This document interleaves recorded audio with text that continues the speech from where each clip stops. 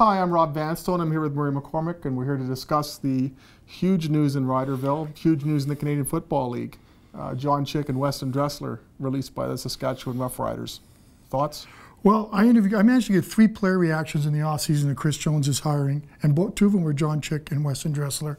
And both men said unsettled times in the Roughriders, in limbo, people wondering what's going on, and we found out how quickly today, or with this guys being released, how quickly it would happen. I think they're 2 good guys. They're 2 guys that we got to know pretty well. They contributed a lot to the team and a lot to the community.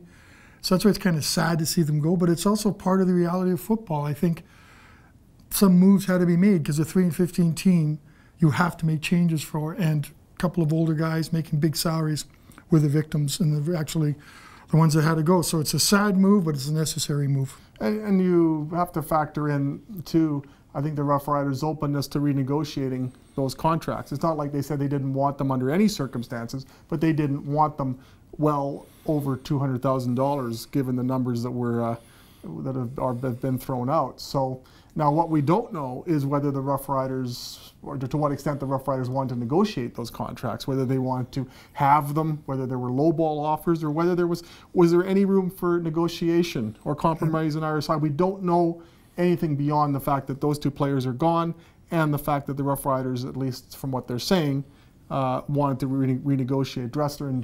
Weston Dressler and John Chick may have a different version.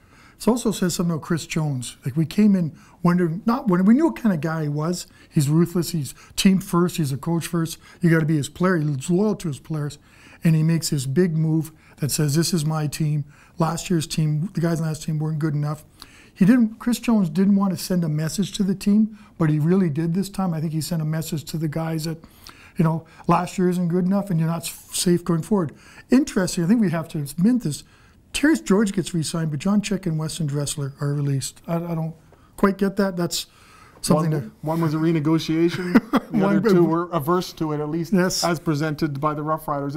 It's shocking. It's very sad. They're 2 tremendous players who've immersed themselves in this community and have meant so much to this team. There's been championships and CFL awards and all-stars and just autographs, everything you could ask players to do. Not only that, they've become part of this province, this city, and adopted Regina and Saskatchewan as their home. But it's pro football. You look at it, it occurred to me thinking about it, Peyton Manning was released by the Indianapolis Colts. There wouldn't be Lucas Oil Stadium in Indianapolis if it weren't for Peyton Manning. And even a player of that stature, circumstances are a little different, didn't end up finishing his career with Indianapolis. So such is pro football. It's very sad, but I suppose necessary to a degree. 2 of the hardest working men I ever saw in practice. Weston Dressler never took a practice off.